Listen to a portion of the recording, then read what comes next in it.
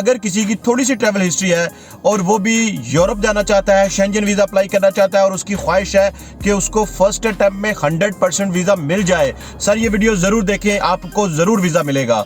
और कुछ ऐसे लोग हैं जिनकी प्रोफाइल इतनी स्ट्रांग नहीं होती, लाइक उन्होंने 1 कंट्री या 2 कंट्री विजिट किया होता है, मिडिल क्लास प्रोफाइल होती है, लेकिन वो भी चाहते हैं कि उनका भी शेंजन वीज़ा 100% अप्रूव हो जाए, सक्सेसफुल हो जाए। तो ये वीडियो मैंने उन लोगों के लिए बनाई है। इसके अलावा hello guys, welcome to my YouTube channel, welcome to another interesting vlog. एक नई इंटरेस्टिंग इन्फॉर्मेटिव वीडियो लेके मैं आप लोगों के पास आया हूँ। बड़ी ही इंटरेस्टिंग एक नई इन्फॉर्मेटिव वीडियो है।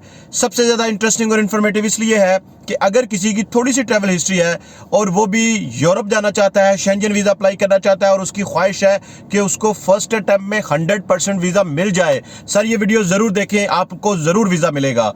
और कुछ ऐसे लोग हैं जिनकी प्रोफाइल इतनी स्ट्रांग नहीं होती, लाइक उन्होंने 1 कंट्री या 2 कंट्री विजिट किया होता है, मिडिल क्लास प्रोफाइल होती है, लेकिन वो भी चाहते हैं कि उनका भी शेंजन वीज़ा 100% अप्रूव हो जाए, सक्सेसफुल हो जाए। तो ये वीडियो मैंने उन लोगों के लिए बनाई है। इसके अलावा काफ़ी सारी क्यूरीज मुझे आ रही थी, स्पेशली पाकिस्तान से पर्टिकुलरली, कि लिथुआनिया और एस्टोनिया की जो अपॉइंटमेंट है वो हमें नहीं मिल रही, और इसकी रीज़न क्या है कि हम क्या करें कि अब ये अपॉइंटमेंट तो नहीं मिल रही, अब हम किस कंट्री में अप्लाई कर सकते हैं। तो सर एग्जैक्टली मैं आप लोगों के लिए लेके आया हूँ इस वीडियो में कि कौन से ऐसे 3 कंट्रीज हैं जिनकी वीज़ा रेशो सबसे ज़्यादा हाई है। मैं इस चीज़ को with facts and figure compare करके आप लोगों को बताऊंगा।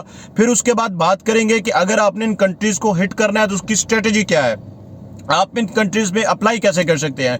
और इसके अलावा मैं ये आप लोगों को बताऊंगा कि जिन लोगों ने इसमें अप्लाई किया उनकी एप्लीकेशन रेट जो थी वो कितनी है, फिर उसकी रिजेक्शन रेशो क्या थी। तो वीडियो को स्टार्ट करने से पहले मैं रिक्वेस्ट करता हूं, मेरे जितने भी लोग चैनल पे नए हैं, काइंडली सर चैनल को सब्सक्राइब करें, लाइक करें, और सर जब भी आप चैनल को सब्सक्राइब करते हैं बेल के बटन को सर जरूर प्रेस किया करें, ताकि कोई भी नई इन्फॉर्मेटिव वीडियो आएगी तो वो सबसे पहले आप लोगों के पास आएगी। और जो भी लोग मुझे इंस्टाग्राम पे फॉलो करते हैं, सर मेरी उनसे रिक्वेस्ट है, जब भी मुझे आप टेक्स्ट मैसेज सेंड करते हैं थोड़ा सा वेट कर लिया करें। Definitely I will be get back to you with positive and proper response. अब सर रीजन ये है कि जो लोग भी यहाँ पे पॉइंट है कि जो लोग भी अप्लाई करना चाह रहे हैं शेंजन में, चूंकि शेंजन की बहुत सारे इश्यूज ये हैं कि इंडिया और पाकिस्तान से अपॉइंटमेंट ही नहीं मिलती। जो लोग जीसीसी में है वो बहुत लकी लोग हैं, ताकि उनको अपॉइंटमेंट मिल जाती है अल्टीमेटली विद इन 1 मंथ और विद इन 2 to 3 वीक्स की ब्रैकेट में उनको कोई ना कोई अपॉइंटमेंट मिल जाती है। अब जो पाकिस्तान में लोग हैं या फिर इंडिया में है वो क्या करें अगर वो भी शेंजन वीज़ा अप्लाई करना चाहते हैं। तो सबसे पहला पॉइंट ये है कि आप ईजीएस्ट कंट्री की एक लिस्ट बनाएं, जो सबसे ईजी कंट्री है। आप अपनी प्रोफाइल के अकॉर्डिंग ये देखें, अगर आपकी प्रोफाइल मिडिल क्लास प्रोफाइल है, मिडिल क्लास प्रोफाइल से ये मतलब है कि बहुत अच्छी बहुत स्ट्रांग प्रोफाइल नहीं है, तो आप एक काम करें, आप अपनी प्रोफाइल के अकॉर्डिंग कंट्री सेलेक्ट करें, 7 to 8 कंट्री सेलेक्ट करें या 4 to 5 मैक्सिमम कंट्री सेलेक्ट करें। उन 4 to 5 कंट्रीज में आप ये चेक करें सेकंड पॉइंट पे कौन सी एम्बेसी है जिसकी सबसे ज्यादा, उस एम्बेसी की अपॉइंटमेंट सबसे ज्यादा आसानी से आपको मिल सकती है। क्योंकि पहला पॉइंट होता है अपॉइंटमेंट। जब आपको अपॉइंटमेंट मिल जाती है तो आपने डॉक्यूमेंट सबमिट करने हैं। अब सपोज टू बी आपने 5 एम्बेसी सेलेक्ट की, आपको 5 एम्बेसीज की सिलेक्शन का क्राइटेरिया वो भी मैं बताता हूं। आपने 5 एम्बेसीज सेलेक्ट की, अब उन 5 एम्बेसीज में से 3 की अपॉइंटमेंट मिल ही नहीं रही, पीछे रह गई 2। अब 2 में से ये चेक करना है आपने कि उनमें से 2 की वीजा रेशो सबसे ज्यादा हाई किसकी है।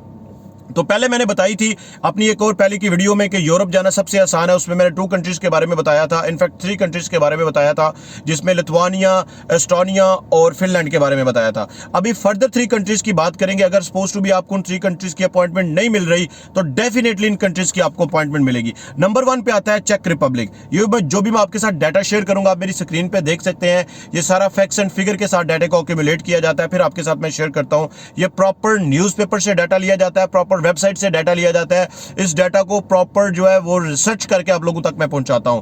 फिर भी आप किसी किस्म की इसमें से कोई चीज फाइंड आउट करें तो प्लीज आप मुझे कमेंट बॉक्स में जरूर हाईलाइट कर सकते हैं। आपकी कोई भी क्यूरी होती है, जनरल क्यूरी, आप मुझे जरूर कमेंट किया करें। नंबर 1 पे आता है चेक रिपब्लिक। सर चेक रिपब्लिक में जो 2021 और 2022 की अभी तक न्यूज नहीं आई कि कितने सारे एप्लीकेशन थी, 2021 की मैं आपको बात बता रहा हूं। 2021 में जो एप्लीकेशन थी, क्योंकि वो डेफिनेटली कम होंगी कोविड की वजह से, तो फिर भी कितनी एप्लीकेशन जो है वो चेक रिपब्लिक की एम्बेसी में गई हैं 2021 में। सर वो एप्लीकेशंस गई हैं 2,07,770, लाइक 207470, 2,07,470 ये एप्लीकेशन गई हैं। और इसका जो रिजेक्शन रेट था, चेक रिपब्लिक की मैं बात बता रहा हूं, इसका सर जो रिजेक्शन रेट था वो था 3.3%। 3.3, ये 3.3% अगर हम लोग 2,07,470 का निकालते हैं 3.3%, तो ये तकरीबन आ जाता है 6,840, लाइक 6846 समथिंग लाइक दैट। आप 7,000 कंसिडर कर सकते हैं क्योंकि राउंडिंग फिगर में हम चले जाते हैं। अब आप ये देखें कि 2,07,000 एप्लीकेशन अप्लाई की गई, उनमें से 7,000 एप्लीकेशन रिजेक्ट हो गई। सर 2 लाख बंदों को वीजा तो मिला है, वहां पे चेक रिपब्लिक में जिन लोगों ने अप्लाई किया उनको 2 लाख लोगों को वीजा भी तो मिला है। ये भी तो देखें। इट मीन चेक रिपब्लिक की embassy a quite easy embassy rather than the other embassy, rather than the France, Germany, Spain, Norway, Denmark. ठीक है। नंबर 2 के ऊपर आता है लेटविया। जब लेटविया की बात करते हैं तो सर लेटविया में जो टोटल एप्लीकेशंस अप्लाई की गई थी वो थी 16,764। सर इन कंट्रीज का पता ही नहीं लोगों को होता, इसलिए एप्लीकेशन रेट इतना ज्यादा नहीं होता। अब इसकी मैं आपको रीजन बताता हूं कि इन एम्बेसी की अपॉइंटमेंट इतनी आसानी से क्यों मिल जाती है, ये भी मैं आप लोगों को बताता हूं। जरा ये मैं कंप्लीट कर लूं फिर मैं इस टॉपिक पे भी आता हूं। तो जब 16,764 लोगों ने अप्लाई किया तो इसकी जो रिजेक्शन रेशियो थी वो थी 3.5%, वो तकरीबन बनते हैं 586। ठीक है सर, 590 to 600 आप कह सकते हैं। सर 16,764 में से अगर 700 बंदा भी रिजेक्ट हो जाता है तो सर 16,000 को वीजा तो मिला है ना सर, 16,000 ने वीजा लिया भी तो है सर, ये भी तो देखें। उसके बाद आ जाती है नंबर 3 के ऊपर हंगरी। हंगरी एम्बेसी में टोटल जो नंबर ऑफ एप्लीकेशंस गई थी वो गई थी 70,270। ठीक है सर, 70,270 में इनका जो रिजेक्शन रेट था वो था 4.8%।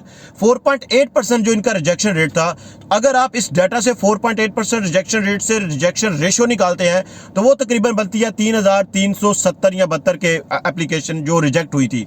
सर 70,000 एप्लीकेंट्स अप्लाई कर रहे हैं और राउंडिंग फिगर में 4,000 एप्लीकेंट्स कह लें वो रिजेक्ट हो रहे हैं।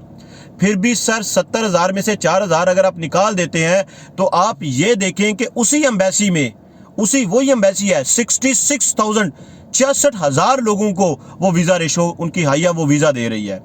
अब सर इन एम्बेसी में आपको बेनिफिट क्या मिलेगा? अब देखिए लेटविया लोग अप्लाई नहीं करते, पता ही नहीं है, जो उनकी वीजा रेशो है वो इंतहाई ज्यादा हाई है लेकिन उनकी रिजेक्शन रेशो बहुत लो है, अपॉइंटमेंट भी बहुत सारी आसान है, आप अप्लाई करके ले सकते हैं। चेक रिपब्लिक लोग अप्लाई नहीं करते, आसानी से वीजा मिल सकता है। हंगरी की एम्बेसी लोग अप्लाई नहीं करते। सर रिजेक्शन से आपने इस चीज का अंदाजा लगा लिया है कि ये एम्बेसीज की वीजा रेशो काफी हाई है। अब वीजा हाई होने के एक रीजन क्या है सर, मैं ये भी आपको इंटरेस्टिंग बात बताता हूं। एम्बेसीज का एक कोटा सिस्टम भी होता है, एम्बेसी ने एक कोटा सिस्टम भी रखा होता है। कोटा सिस्टम किसको कहते हैं? Suppose to be quota system ये है कि पाकिस्तान की या इंडिया की मैं बात कर लेता हूं या श्रीलंका की या बांग्लादेश की बात कर लेता हूं, इनमें से किसी कंट्री की भी आप बात कर लें। सपोज टू बी वो ये कहते हैं कि जी जर्मनी है, जर्मनी कहता है कि जी हमने सपोज टू बी 12% लोगों को वीजा देना है। अब वहां पे एप्लीकेशन चली गई है 13%, मतलब के 13% का मतलब है कि वहां पे एप्लीकेशन चली गई है 30% एप्लीकेशन चली गई है। अब 30% एप्लीकेशन चली गई है, 12% को उन्होंने वीजा देना है, 18% तो रिफ्यूज हो गए, रिजेक्ट हो गए। अब इसी को मैं कंपेयर कर लेता हूं चेक रिपब्लिक के साथ। चेक रिपब्लिक की एम्बेसी ये कहती है कि हमने वीजा देना है 5% को, अब एप्लीकेशन आती है 6%, 5% को उन्होंने वीजा दे दिया, 6% एप्लीकेशन आई, मतलब कि 1% सिर्फ रिजेक्ट हुए। सर ये चीज होती है कि आप प्लीज जब भी वीजा फाइल करते हैं और अगर आप चाहते हैं कि आपका वीजा रेशो रेट सबसे ज्यादा हाई हो, मैंने ये जितना भी डाटा आपके साथ शेयर किया है ये सारा आप मेरी स्क्रीन पे चेक कर सकते हैं, मैंने जैसे भी बताया ये स्क्रीन पे आ रहा होगा। तो जब भी आप वीजा अप्लाई करें एक स्ट्रेटजी बनाएं, एटलीस्ट 4 वीक्स टू 2 वीक्स के बिटवीन एक स्ट्रेटजी बनाएं, 4 वीक्स टू 8 वीक्स के दरमियान, लाइक 1 महीना या 2 महीना पहले एक स्ट्रेटजी बनाएं। उस स्ट्रेटजी में क्या करें, आप सबसे पहले चेक करें कि कौन से कंट्रीज की अपॉइंटमेंट आसानी से मिल रही है, उनमें से ये चेक करें कि कौन सा कंट्री इजी है, आप फिर उस एम्बेसी को जाके हिट करें। सर मिलते हैं एक नई वीडियो में एक नई इंटरेस्टिंग विला के साथ। नेक्स्ट वीडियो जापान से रिलेटेड मैं लेके आ रहा हूं। जापान काफी सारा वीजा दे रहा है और आप लोगों को मैं बताऊंगा कि कैसे आप वीजा अप्लाई करेंगे जापान का। 100% आपको वीजा मिलेगा, 100% आप वहां पे जा सकते हैं। मैं वर्क वीजा की बात कर रहा हूं। मिलते हैं एक नई वीडियो में, तब तक के लिए स्टे ब्लेस्ड, टेक केयर।